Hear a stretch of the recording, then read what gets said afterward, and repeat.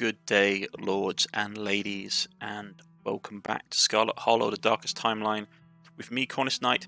In the last episode, Kerry from Truro had arrived at Scarlet Hollow and had met her cousin.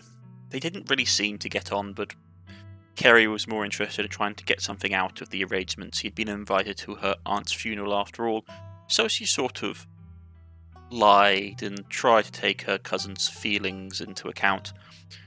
But in this dreary, rundown family estate, she feels uneasy. She heard strange piano music, and she's now covered in a mixture of water and vinegar and dead moths from an accident. She also put a dead mouse in her cousin's favourite mac and cheese box, and ate some of her ice cream. So it went both ways, and we shall see where this takes us. Let us proceed, shall we? You stand at the entrance to your room. Let's see. Take a nap. Put your spare clothes in the dresser. Check out the closet. Yeah, let's put our spare clothes in the dresser. You drag your suitcase over to the dresser and open the bottom drawer. And a possum lurks within. It's quiet but angry. Pardon me. You can close the drawer, you can grab the possum, gently smack the possum. I'm not going to grab the possum, those things are filthy and covered with disease. Yeah, let's just try and smack the possum away. Go on, git, you say. You gently hit the creature with the palm of your hand, attempting to scare it out of the drawer. Not something that I would do, since they probably would claw or bite you. It merely curls up in defeat, feigning death to get you to leave it alone. You give up and close the drawer. The creature will not be moved. You open the top drawer next. It's empty, as good a place as any to find to put your clothes. Based on the state of the house, you wonder if you'd have been better off just keeping your clothes in your nice clean bag, but there's no going back now. Let's check the closet. You can see why your cousin said you should put your clothes in the dresser. Inside this closet, there must be decades of family history stacked up in here. Pick up the doll. Of course, you're sharing a room with a creepy doll. You pick it up to examine it more closely. Its foot reads, "Property of Alexandra." You need to carry this around. No need to carry this around with you. I wonder who Alexandra was.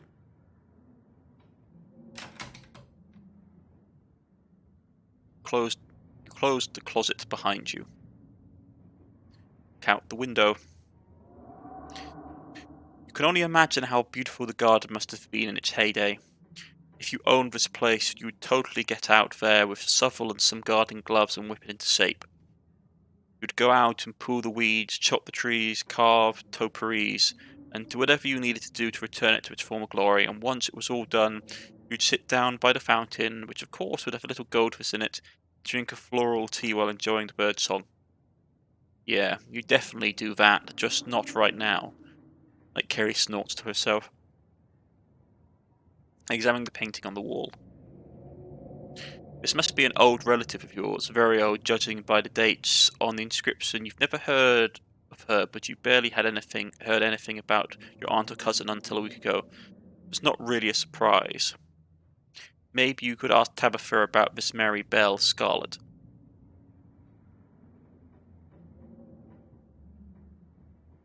In the last video, when we were in the hall, when we'd broken into Forbidden Window's family tree, Mary Bell Scarlet, I think Mary Bell was our grandmother? She was definitely the mother of... I think she was the mother of your mother, so she would be our grandmother, yeah. So I believe that's like this supposed to be our grandmother.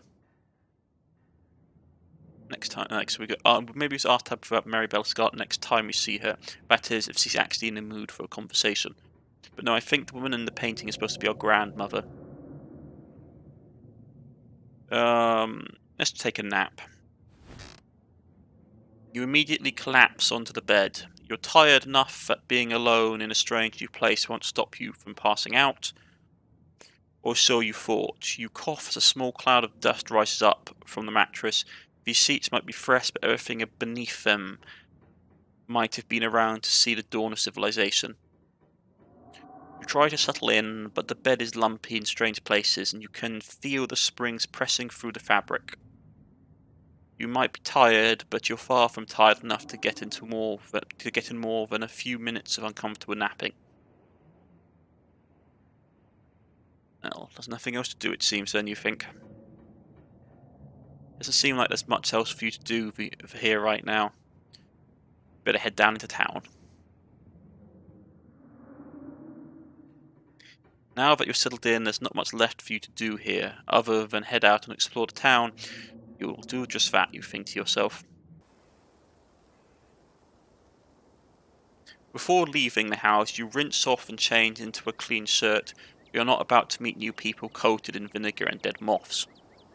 That is a pretty smart idea. If you'd had known you would wind up having to walk all the way back to town, you probably would have just asked Tabitha to leave at the bus stop, especially with how unhappy she seems to see you. Especially with how unhappy she seemed to see you. If only you could wipe the slate between the two of you clean and bury some of the tension, for maybe her mother's funeral isn't the best time for something like that. Not that Kerry really cares, he probably is never going to contact Tabitha again after the funeral. Unless he can get something out of it. Then again, maybe it's the perfect time. It's really pretty out here. As you continue to walk down the road. Finally, you've made it back to town. The town has definitely seen better days. As Carrie sort of looks around and sees the shuttered and boarded up windows. Valhalla, as the guy on the bus called it, has probably seen better days. Yeah, it definitely has the atmosphere of a town that's slowly dying on its feet.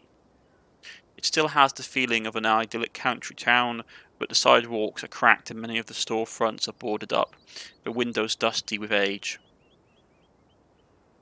A chilling breeze sweeps down the lane, and you suddenly feeling as if you're peering into a grave.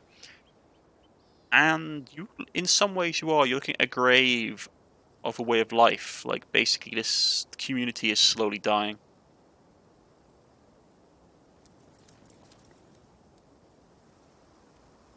Gretchen, come back, shouts the woman as she chases us after the little pug. Quit bothering strangers. Sorry about that, she says. Gretchen can be very slippery when she wants to be. She loves to get loose and cause havoc. Pet the dog, the pug. So cute. Tell me more about this wonderful creature. I don't do well to dogs. Is it supposed to be a dog? Is that supposed to be a dog? Let's go with that. Why do you have this horrible monster, says Carrie. I think she's cute, says the woman. But I get it. She's an acquired taste for a lot of people, especially now that she's getting on in years. She looks pretty good for 16, though. And as you now have seen firsthand, she hasn't slowed down at all. She's as spry as she's ever been.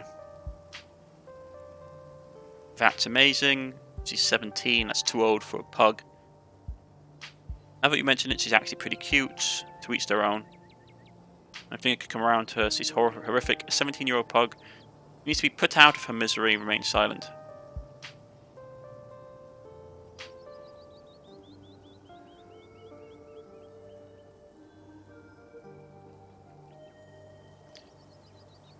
No, that's like Kerry's like not Kerry doesn't get on with people, but she's not that bad. It's probably to each their own, I guess. Let's go with that. To each their own, I guess. She's definitely not my kind of dog. Like I said, I get it. But that doesn't make my love for her any less. She's still my perfect little pinto bean. Isn't that right, Gretchen?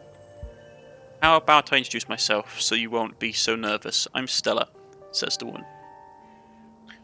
It's not often I see it's not often I see a strange face up in the holler. Even now and then, there's a new crop of coal folk, but you don't look dusty enough for that. She blushes. You aren't in town for the funeral, are you? For the Scarlet funeral? No. I think Kerry's definitely got to lie at this. I'd never, said Kerry. Nice try. You probably could have fooled me if I weren't for the one of those. So, nice try. You probably could have fooled me if it wasn't for those sunken eyes and rigid cheekbones. That scarlet blood runs thick, says Stella. You must be Tabby's cousin, right? That's the only person I can think of who would come to town for the funeral. How is she holding up? To be honest, I've been a little worried about her, all alone up in that big house. You sort of blink as at the question. I'm sorry, you say. Did I hear you right? I can't imagine Tabitha ever going by something so bubbly as a nickname. She did back when I knew her better. It's been a while. I hope she's okay.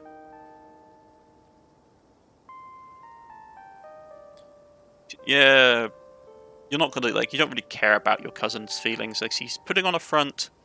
She's all right. I'm worried about her too. Is she always so? Don't know how she's doing, and I don't care. Let's go. Is she always so like that? Probably. Let's go with that option. Is she always so, you sort of wave your hand? Rough around the edges? Says Stella. Yep, that's Tabby for you. I won't take it too personally. So I wouldn't take it too personally.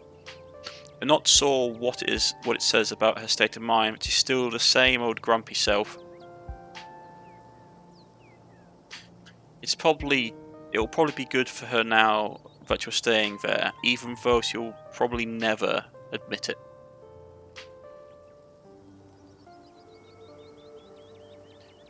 How long have you known her? Are you two friends? She's really not worth your time. Let's go. She's really not worth your time. She's really not worth your time, says you say. She's one of the rudest, angriest people I've ever met. You shouldn't worry about her. I guess we just see the world differently. I don't really think about people as individually being worth or unworth my time or attention. I have enough compassion to go around, says Stella. Especially in a small town like this. Trust me, there's a kindness at her core as much as she doesn't want to admit it. Oh, if you just got to town, you must be starving. I was just on my way to the diner for a coffee, and they've got amazing biscuits, my treat. You follow her.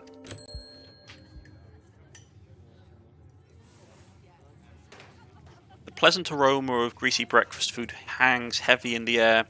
In contrast to the empty, lifeless atmosphere of the family estate, the diner is filled with comforting din of human life. All of which grinds to a sudden halt as the patrons realise that a stranger has entered the establishment. Yeah, what are you looking at? What are you looking at? You mutter. What are you looking at? You basically retort. The patrons of the diner continue to stare as you slide into a booth, doing your best to avoid their gaze. Ha, you probably made quite an impression with an introduction like that, says Stella. Keen eye, as you settle into the booth, you can't help but pick up some of the murmurs of the conversations around you. Listen in. Stella pets Gretchen while you take a good look around the diner. At the counter, two policemen and a woman you assume to be the owner shoot sidelong glances in your direction while whispering to each other. That must be Vivian's kid. Never thought we'd actually meet her. Looks so much like her, says the policeman. The woman, ah yes, those eyes are unmistakable, that haunted look. I always thought it would go away once he finally got out of this town, but I guess unhappiness was baked into her DNA. The other policeman just hums in agreement. A young mother and her syrup-stained child sit at the table across from you. Mummy, who's that? Says the child. Don't stare, Tulip. That must be Miss Tabitha's cousin. Oh, so that's why she looks so sad. I would look sad too if I had to have Miss Tabitha as a cousin. Do you think Tabitha's cousin is mean too? I don't know. We'll find out next time I go visit Miss Tabitha. Are you going to finish your pancakes? They're almost cold, Sweet Pea, and we've got to get home to help Daddy. So that woman and the child must be the caretaker that Tabitha told us about. In the far back corner, a man sits alone at a small table, sipping coffee and reading a paper. Sigh. Why are the strangers who wander into town never gorgeous blonde ladies of appropriate age? Why is it always cowboys, punks, and whippersnappers? Interestingly, folks, if you play a character that has like the hot trait, who is physically attractive, his dialogue is different. Lastly, a group of coal miners sit hunched around the corner booth, readily scoffing down heaping plates of food. What do you think? Another young'un looking for mine work? No way. Clearly don't go. Sorry. Second miner says, no way. Clearly don't got the stomach for it. There gotta be the boss's cousin. There's that funeral this week, if I remember right, for old Miss Pralina. May she rot in peace, says the third miner. I'll let the lady rest, says the first, Lloyd. We shouldn't speak ill of the dead, no matter how foul they were, especially before they've been even so much as lain to rest. The third miner interrupts. If you'd been around in a heyday, you'd be speaking ill too, Tommy. Second miner, he's right. Nicest woman I ever met. But Tabitha is a blessing compared to her. The fourth miner interrupts. Curse the whole lot of them, may every scarlet burn in hell. That's enough out of that, you think to yourself. One of the waiters walks over. Hey, Stella, I went ahead and fixed you a coffee. They gracefully place a cup of the specially brewed coffee in front of Stella. Ah, sucks. Thanks, Avery. And here's some bacon for the little lady. Gretchen sniffs the bacon and digs in. Tip, you can hit the H button on your keyboard to hide text anytime. Like this, so we can enjoy the artwork. And there you go, Gretchen chewing down her bacon. Anything for you, says, anything for you, inquires the gentleman employed at the establishment. Sorry, waiter, the word escaped me. Isn't it bad for dogs to have food? Isn't bacon bad for dogs, you inquire? Isn't bacon bad for dogs? Gretchen is like one of those 110-year-old ladies who had a daily glass of wine for her whole life. So why stop now? Maybe it's been the secret to her longevity, says Stella. Anyway, don't worry, I always keep an eye on her diet. And we make sure to only give her the leaner cuts, says the waiter, now known as Avery. I gotta go in a sec. Want anything while I'm still here? How much is the coffee, you inquire? $1, but then it gets you unlimited refills. Sweet deal, I have a cup. Cool. Can you throw in a biscuit too? No thanks, I better not. Thanks. Sweet deal, I have a cup then, you say. No problem, says Avery as he winks at you. Pours the fragrant brew into an empty mug in front of you. They linger after pouring the coffee, turning to you nervously. Oh, and sorry for your loss. Before you have the chance to respond, they're gone. Should have gone for that biscuit. They're really good, but I guess you've got all week. Maybe you'll get one tomorrow. Anyways, the funeral's not till Sunday, right? That gives you quite a bit of time to slum around town. I'm trying to think if there are any cool events going on this week. There's always the reading adventures at the library, which is supposed to be for little kids, but I do it every month anyway. And I'm pretty sure Avery's throwing a party Saturday night, so that's a fun thing to look forward to. And there's the weekly Sunday potluck. That should be right after the funeral too, so it will be a special occasion. Is the potluck like a church thing? Cool. And that really strikes my fancy. Yeah, probably Kerry doesn't really care for any of it. I'm not gonna lie, none of that really strikes my fancy, you admit. You don't say, those are just the big events, too. So even if you went to them all, they wouldn't come close to covering the day-to-day, says Stella. Do you have any plans on that front? Do you have something in mind? What's your angle here? Let's go with what's your angle, like, you're not a fool. What's your angle? You suddenly challenge her. My angle, says Stella? I would never have an angle. She glances off to the side. Street smart, she definitely has an angle. Okay, so my job means I spend a lot of time in the woods with a camera. And it's always better when someone else is there too. Before Stella can finish, Avery returns, biscuit in tow. Hey Winnie. Hey, Winnie wanted to give you the biscuit on the house. She sends her condolences. Thanks, it looks great, you didn't have to do that. What do I look like, a charity case? Let's go with that. Like, Kerry isn't really like a people person. And she doesn't like being looked down upon. What do I look like, a charity case? I can buy my own biscuits, thank you very much. I don't need your sympathy. I'm sorry, I guess you can pay for it if you really want to, says Avery.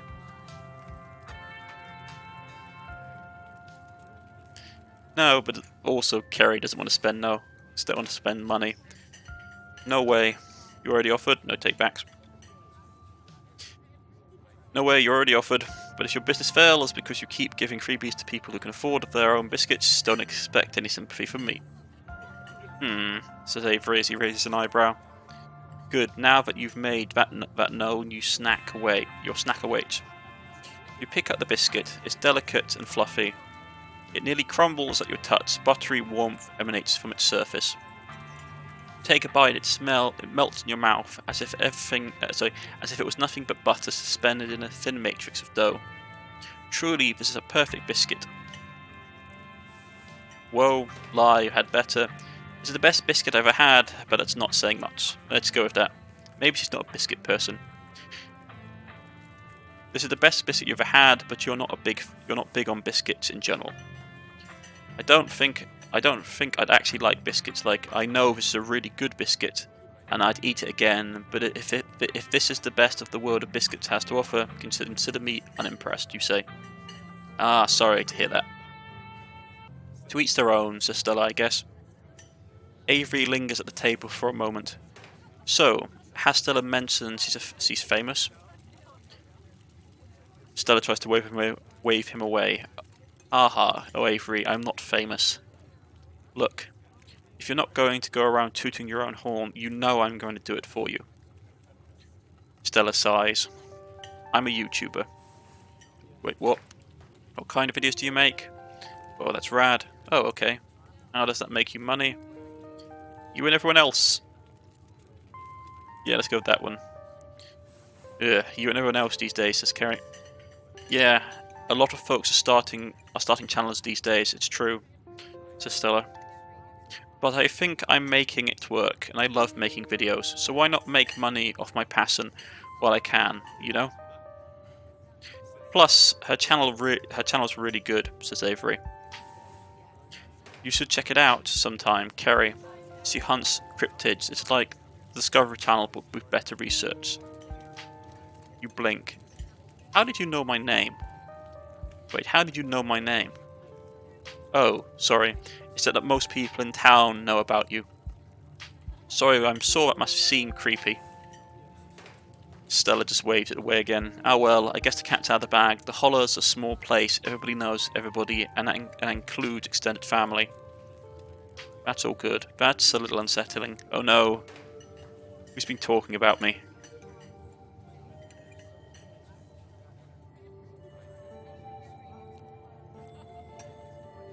Let's go with that. Oh no, who's been talking about me?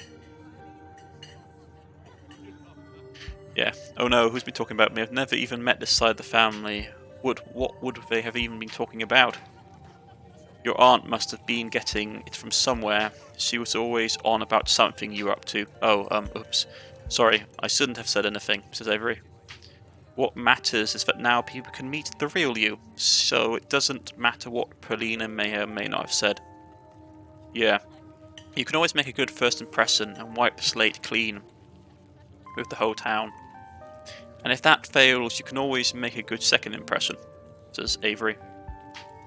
Oh god, what is he saying about me? What a jerk. What a jerk, we've never even met, you say. Ah, geez, look, I'm sorry I said anything, says Avery. Trust me, a lot of folks feel the same way. Paulina was a gossip and would do this sort of thing with everyone, says Stella. Spreading weird little rumours about folks was kind of her trademark. Anyways, weren't we in the middle of talking about Stella's illustrious YouTuber career? Stella sighs. I guess we were, weren't we? I think the best video to start with would be that river one. Not the lake, but you know, the controversial one, says Avery. Oh yeah, the Chattawaba River Runner. I didn't expect much out of that footage at the time, but it wound up being my most popular video by far. So the River Runner is a cryptid that's only known for a single sighting. 2 Boy Scouts thought they'd saw something big and weird in the Chattawaba River, and that's all I had to go on. But then I wound up catching this on camera. Stella pulls out her phone and shows you a clip of something in the river. Keen-eyed, despite the shaky camera footage, you can clearly make out the shape of a creature's head and its relative body proportions. You're pretty sure it's a cat, and a big one at that. So some folks said it was a beaver. If that was the case, it'd be at least twice the size of any beaver I've seen. I also had people saying that it was a dog or even a capybara that must have escaped from a local wildlife sanctuary. I'm still not sure what it is, and I'm the only one who saw the thing with my own eyes. Looks like a big cat. If that's an honest to good cryptid there. Oh yeah, totally a dog or wait, a beaver. Hold on. Whatever it is, you should leave it alone. I don't believe in cryptid. Let's just go with keen eye. It looks like a big cat. It looks like a big cat. See, it's got those little kitty ears right there. Maybe, says Avery, it's a mountain lion. No, says Stella, no way. It's absolutely not a mountain lion. There are no mountain lions this far east.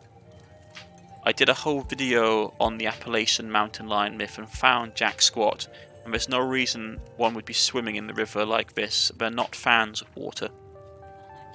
And the body is too long. No way. Avery, personally, I'm a fan of the capybara theory.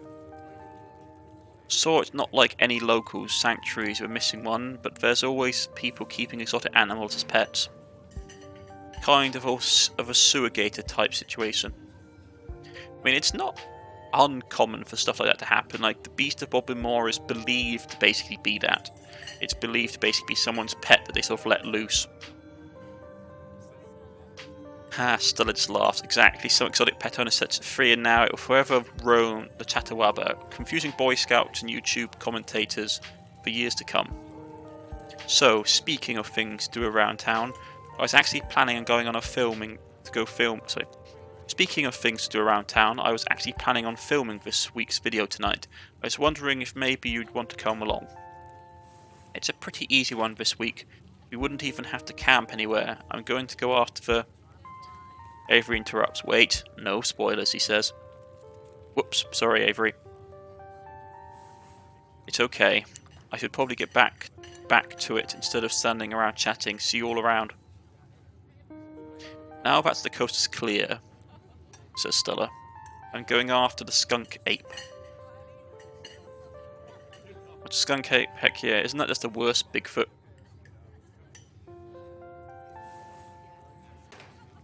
Say, it's definitely one of those lesser ape-type cryptids, and one of the smellier, according to some sources. They say you should be able to smell it before you see it. I don't know about you, but I find the idea of discovering something previously unknown to be excitement enough, even if it's just a worse Bigfoot.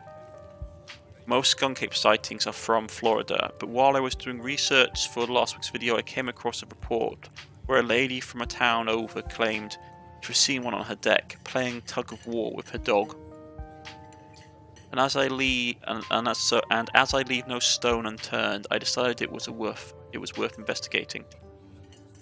So, what do you say? Want to tag along? Hold the camera for me while I narrate against the darkening sky, that sort of thing.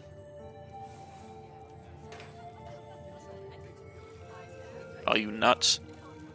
It's not like anything else going on. No, Kerry's just going to say no. No. Goes back to her coffee. Ah, it'll be fun, I promise. Even if we don't find a stun cape, the woods have a lot to offer. You'll be able to see the stars at night with no light pollution whatsoever. You're guaranteed to encounter some interesting wildlife, and best of all, you get to eat hiking snacks. They're my favourite part of hiking, so I always have a full stock. Most of the snacks are homemade too, in case that tempts you. Snacks, I take it back, count me in. Okay. You're not going to let this go until I say yes, aren't you? You groan. Yeah, let's go with that one. You're not going to let this go until I say yes, aren't you? Fine, I'll come, but those snacks better be good. You groan. Don't you worry, says Stella. I take my snack making very seriously. Hear that, Gretchen? I hear that, Gretch. It won't be just you and me. We'll have somebody else with us, just like old times. That was actually how the channel got started. Me and my middle school friends, Kinika and Reese, running around the woods, flipping over rocks and bothering salamanders. Our videos were terrible, but we had a lot of fun, and that was all that mattered to us. You know, that gives me a thought. Since I've already invited another person along, it might be fun to extend the invitation to my old chums. See if we can't make it a little reunion special or something. Well, I guess Kinika has to close up the general store tonight, so I'm pretty sure she's a no-go. But Reese, I think there's a decent chance we could get him to come out his hidey-ho, if he's up for it. Do you mind if I make a quick call? Stella pulls out her phone and dials it, waiting while it rings. Reese, dude, what's up? Feel like it's been forever, says Stella. You watch as he listens to the response.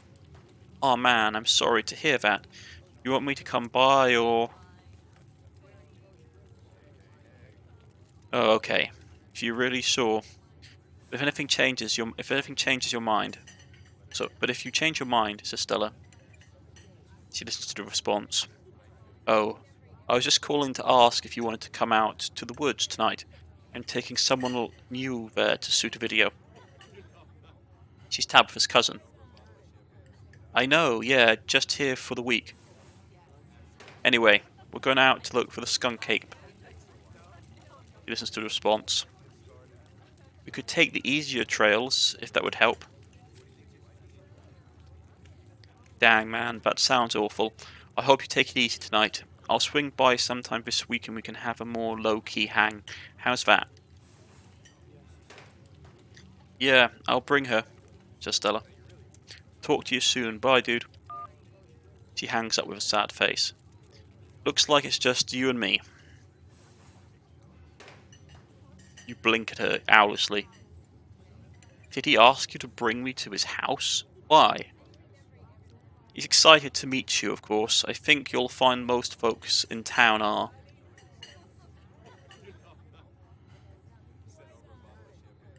What's his deal? He's not feeling well, that's all. He's had a lot going on in the past, 10 years or so, but I feel like it's gotten a lot worse recently. I can't remember the last time I saw him leave his house. Oh well, it's not my place to talk about it, really. I just got a little excited thinking about having him along again. He's hilarious. You'd love him. We should swing by his place sometime this week. That'd be nice, we'll see. Yeah, haven't I met enough people already? Let's go with that option. Haven't I met enough people already? You're funny, laughs Stella. See, that's why you got to meet Reese. You remind me of him. I guess that means you will either get along swimmingly or become bitter rivals. Each has its own merit, I think. Anyway, something to think about for later. For now, we got a skunk ape to hunt. So, we should probably head out if you want to make it up the mountain before it's too dark. Come on, let's blow this popsicle stand. You pause before getting up. Maybe it's time to make a good first impression. After all, it seems everyone in town has heard awful things about you from your now deceased aunt. Don't leave a tip, you didn't even spend any money. It's not like you asked to come to the Steino or asked for Avery to stand by and chat with you and Stella. And on top of that, you didn't even pay for your own food, so why should you leave a tip? What is there to tip for? You get up from the table, guilt-free, as Stella pulls out a five and lays it on the table. Thanks for the coffee, Avery. See you later. She turns to leave the diner and you follow close behind.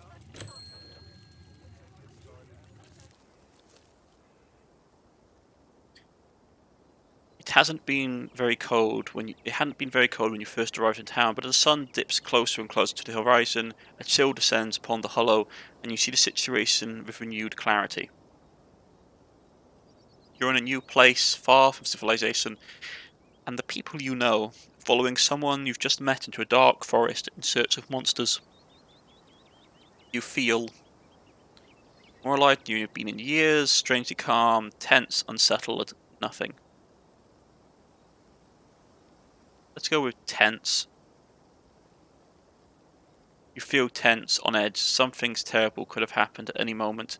Every snapping twig and rustling leaf makes your heart beat faster and your eyes go wide.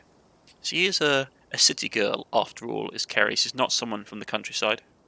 Stella, by comparison, is jaunty. You wish you had her confidence. Gotta love this brisk fall weather. The past summer was the hottest on record since last year at least, says Stella as you walk along the path. You know how it is these days. Each summer is the hottest yet until the next summer, which always finds a way to be much worse. It's just nice to feel a chill in the air and see the leaves change, like normalcy is restored, if only for a moment. Sorry if that was a bit of a bummer. We should talk about something more fun, like skunk apes. Are you really expecting to find something? Yeah, let's go with that one. Are you really expecting to find anything out here? What are the chances we actually run into a skunk ape in just one night of filming? You inquire. That's fair, says Stella. We are hunting a creature that has stayed hidden from humans long enough to gain a mythical reputation. But what are the odds of something like that popping out to star in our what are the odds of something like that popping out to star on my little YouTube channel? But hey, the chances are never zero, right?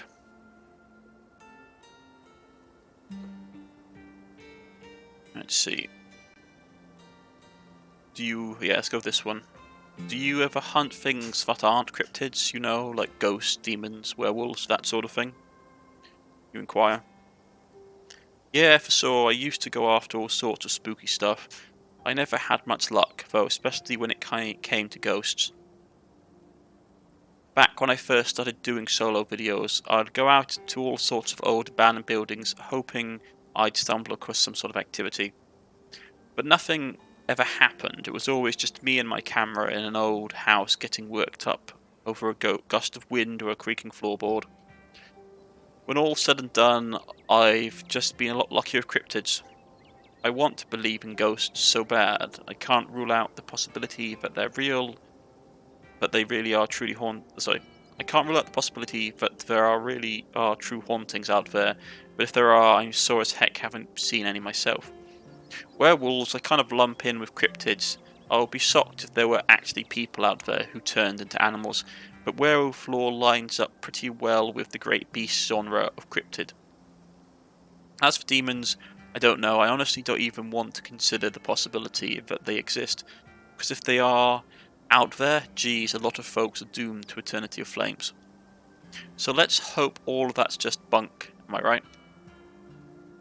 What about aliens?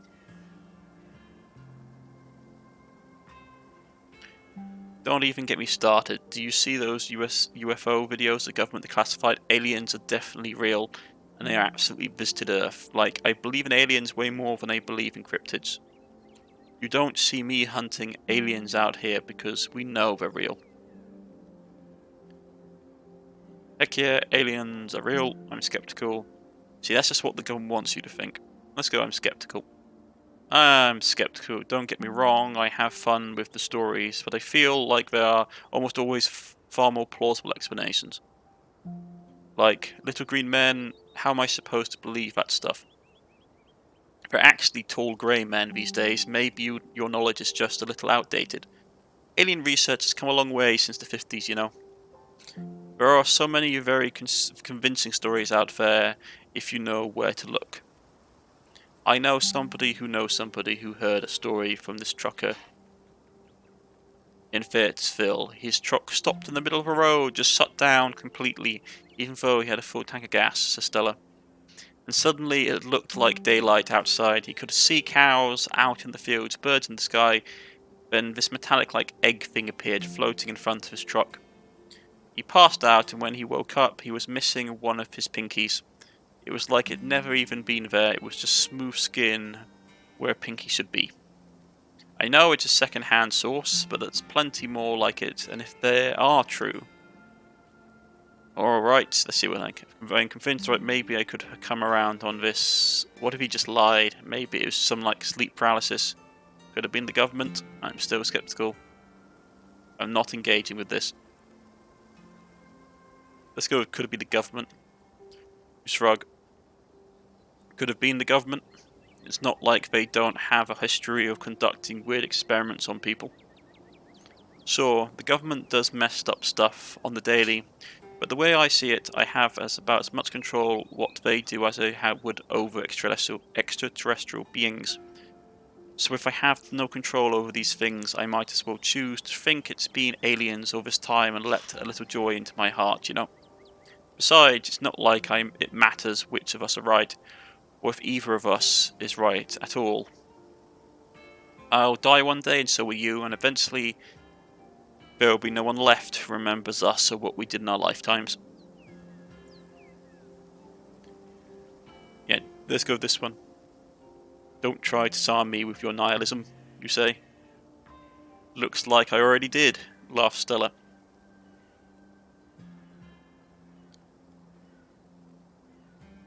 Anything bad happen on these hikes? Has anything bad ever happened on these hikes? You know, just curious, you ask. Let me think. There was that time back in early high school when Reese fell down a cliff. But he was fine. We had some folks from town rig up a pulley to get him out of the ravine, and his leg only took a couple of months to heal. All in all, not too bad. Well, I guess there was also that time I was out here alone and kind of got stuck in a cave. I was getting great footage of what I thought was a family of wampus cats, but I wasn't able to wiggle my way back out. Turns out that the wampus cats were actually skunks, who very much did not appreciate me blocking the entrance to their hidey hole. And instead of running for help, Gretchen just sat outside, bored to tears. Lassie she is not. It took about an hour to get loose, which was pretty intense, but a few tomato juice baths later I was right as rain, so it could have been a lot worse. Oh, and that was the time I accidentally stumbled onto old Duke's property and nearly got my head shot off. But that happens to everybody sooner or later. I barely count it. So yeah, there are some hikes. These hikes aren't all dangerous, all things considered. Are you sure it's safe? What is the weirdest thing you've seen out here other than cryptids? What's the weirdest thing you've seen out here other than cryptids? Related, of course.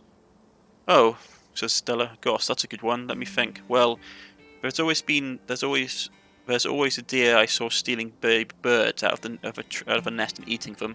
That was pretty messed up. But I think most people know about that these days. I've seen tons of videos out of other deer doing it, so I'm not sure if it counts as weird anymore. Oh, Tetanus Lake. That's definitely the weirdest. It was a 5 foot deep, 30 foot wide pile of old cans and bottles and assorted garbage, with grass and trees growing on it. You could barely tell if it was there until you stepped on it. It was practically solid ground with how much it had been compressed, but you could still fall through it if you weren't careful, hence the name. Better be on your shoes if you want to mess around in there, says Stella. It was all stuff from the 50s too, which was super neat. I salvaged a few bottles that I keep on my dresser as little souvenirs. Stella stops as he hears a twig snap. Did you hear that? A man comes out of the woods brandishing a shotgun. Calm down, Gretchen, you old mutt, he mutters. Same to you, Stella. You're always jumping at nothing, girl. Phew, sorry for getting spooked, Duke. I thought you were some creature of the darkness. Nah, girlie, just old Duke, says the man. Now, what the hell are you looking for way out here? Skunk ape, admits Stella. Sorry I asked, sighed the man as he runs a hand across his face. And who's this with you? And who's this you've sucked into coming with you? He turns to look at you. Wait a tick, he says as he glares close at your face. You aren't. Is that? He looks over towards Stella. Yep. I see, says Duke. Welcome to the Hollow. My condolences. I'll keep you in my prayers, says the man. Now both of you will head on back to town, you hear? It's best you steer well clear of this area tonight. I'm out dealing with my own critters, and it won't be too appreciative. I'm out dealing with my own critters and won't be too appreciative if a couple of fools with a camera scares away the more sensitive wildlife. What are you hunting tonight? Says Stella. Something tall, something hairy? She inquires. Something musky? You see anything like that recently? She pulls out her camera. To the man's horror. Wouldn't you like to know? You never could stay in your business, Stella Richmond. Put the damn camera down, says Duke. Oh, come on, Duke, says Stella. Maybe I could help out. I'm pretty good at tracking. You know I've learned from one of the best. That you did, says Duke, but I have yet to see a shred of proof that you listened to any of it. The way you stomp around the woods at night yelling about chunkabungas or what have you. Something's been getting at my chickens. I've lost 3 this week and can't afford to lose many more than that. I am so sorry to hear that, says Stella. But I wonder if skunk apes have a taste for chicken. She ponders. Now see, this is why I don't come to you about these things. It ain't no skunk ape, whatever the hell that is, says Duke. I know exactly what this is, but I know you won't believe me if I tell you. Oh, Duke, you don't think it's... I do, actually. It's those damn mountain lions. They're out there, Stella, says the man. Don't care what your little investigation turned up. You haven't been out in the woods as long as I have. Those sons of bitches are sneaky. Of course you wouldn't find any in one night of tracking. And I know for a fact that's what's been getting at my chickens. It couldn't be anything else. Stella just shrugs. I tell you, man, mountain lions are extinct in these parts. There hasn't been an actual sighting since the 1990s. And even then those were iffy. I can't believe you go out there on your YouTube saying some river monster spotted by a couple of school-aged Boy Scouts has been 100% confirmed, yet Appalachian cougars are some kind of far-fetched fantasy made up by geezers like me, snaps Duke. You made me look like a fool. I read those comments people were posting on your video. They were calling me all kinds of names just for seeing things with my own eyes that I know to be true. Stella grimaces. I'm sorry, Duke. I didn't mean to sick anybody on you. I just don't think it's plausible. You'll each of those words when they come carrying a mountain lion's corpse out of the woods at dawn, says the man. And if you two don't want a face full of buckshot, I suggest you run home and stay out of the woods tonight. He reinforces the point. Yep, like Kerry's just going to lie as always. Okay, we'll go home, says Carrie. What? Good, I'm glad you've got some sense. Stella needs somebody like that around. But I've got to film tonight. The video needs to be out by tomorrow evening so I can keep on schedule. If I miss an update, I might lose my new sponsor. And who knows what that will mean for my career. No, Stella, we should leave. We should leave and we shouldn't come back. Try and emphasize your point. Turn and wink as Stella. You turn and wink at Stella as subtly as you can. She immediately picks up what you're putting down. Alright, Duke. Maybe you got a point. Come on, Kerry. Let's go back to town. Maybe my viewers won't be too angry with me.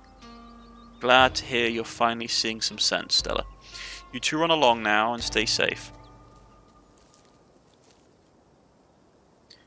Well played, Kerry, says Stella. Really threw him off the trail by pretending we're going back to town. Now, come on. I know how we can loop around without him noticing. Can we actually go back to town, though, you say? Yeah, we fooled him good, but can we actually go back to town? I can't say I'd like the thought of sharing the woods with someone who has a shotgun and might shoot anything that moves. Ah, you don't have to be worried about old Duke. I've been out tracking with him before. The man sounds like a truck crashing through the trees when he walks. Even if we do cross paths, we'll hear him long before he catches wind of us. You just sigh. Oh, fine, there's no shaking you, is there? You'll just follow me until I finally relent and go monster hunting with you. I promise it'll be fun, says Stella, and safe. The trail's just up this way. Let's go.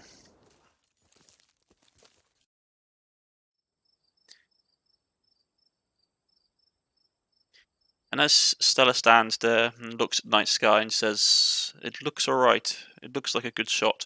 Mind holding the camera?"